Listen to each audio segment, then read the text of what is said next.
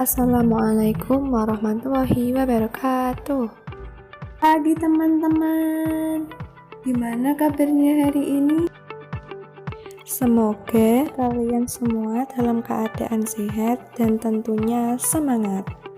Nah, di video kali ini kita akan belajar materi kelas 9 semester 2.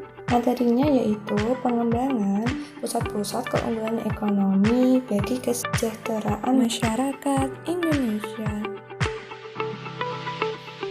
Sebelum masuk ke materi pembelajaran, saya akan menyampaikan tujuan pembelajaran hari ini. Tujuan pembelajaran yang pertama yaitu siswa diharap mampu menyebutkan contoh pusat-pusat keunggulan ekonomi. Yang kedua, siswa diharap mampu mengidentifikasi pengembangan pusat-pusat keunggulan ekonomi. Tahukah kamu apa itu pusat-pusat keunggulan ekonomi? Indonesia mempunyai banyak keunggulan dalam bidang ekonomi.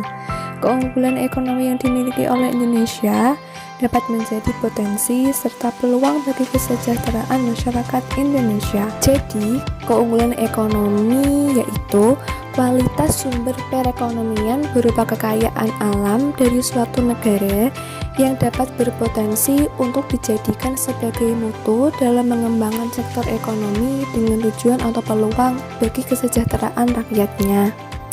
Nah, pengelolaan keunggulan ekonomi yang tepat dapat bermanfaat bagi kesejahteraan masyarakat.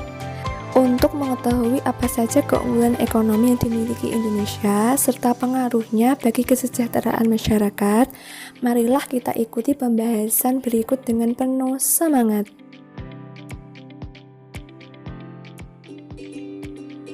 Indonesia mempunyai beberapa pusat keunggulan ekonomi. Pengelolaan dari pusat keunggulan ekonomi yang ada di Indonesia bisa dikelola sendiri dan ada yang dikelola oleh perusahaan atau investor asing. Berikut ini merupakan 3 contoh pusat-pusat keunggulan ekonomi yang ada di Indonesia. Keunggulan ekonomi yang pertama yaitu PT Freeport Indonesia. PT Freeport Indonesia merupakan sebuah perusahaan yang berada di Mimika, Provinsi Papua. Perusahaan ini beroperasi untuk menambang, memproses, dan juga mengeksplorasi biji yang mengandung emas, tembaga, dan juga perak untuk dipasarkan ke seluruh penjuru dunia. Adapun kontribusi dan peranan PT Freeport bagi negara Indonesia yaitu 1. Menyediakan lapangan pekerjaan bagi masyarakat Indonesia. Yang kedua, menanamkan investasi untuk membangun infrastruktur perusahaan serta sosial di Papua. 3. Membayar pajak sebesar 1,7% dari anggaran nasional Indonesia.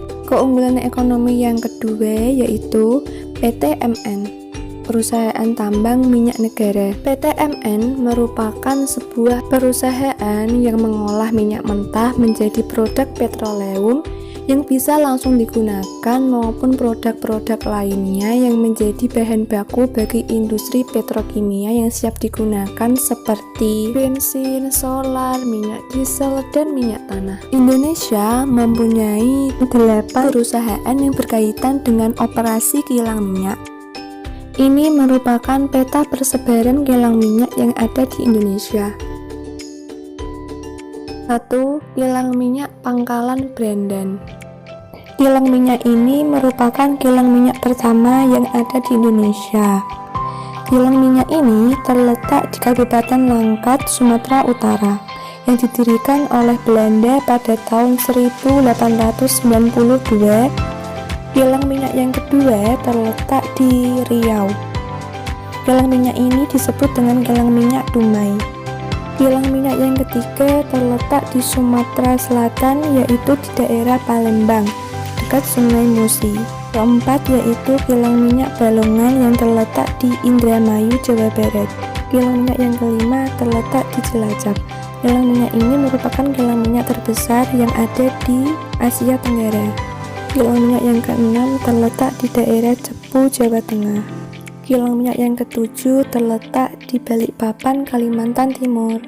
Kilang minyak yang terakhir yaitu Kilang Minyak Kasim yang terletak di Sorong, Papua Barat.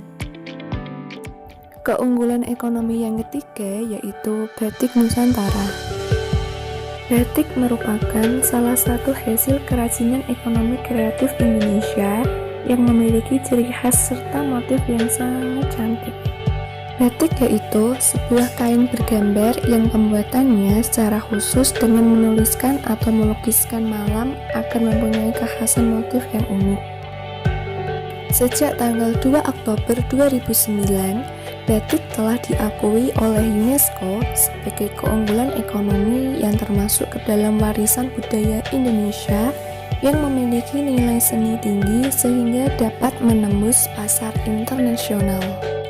Apabila dilihat dari teknik pembuatannya, terdapat 3 macam batik, yaitu batik tulis, batik cap, dan batik lukis. Batik tulis merupakan proses pembuatan batik melalui canting dengan tekniknya menuliskan langsung menggunakan tangan. Sedangkan batik cap merupakan proses pembuatan batik melalui teknik stempel motif yang terbuat dari tembaga. Sementara batik lukis merupakan proses pembuatan batik dengan cara melukiskan motif menggunakan kuas yang terbuat dari serat-serat alami. Nah, cukup menarik kan materi pada pertemuan hari ini mengenai pusat keunggulan ekonomi bagi kesejahteraan masyarakat Indonesia.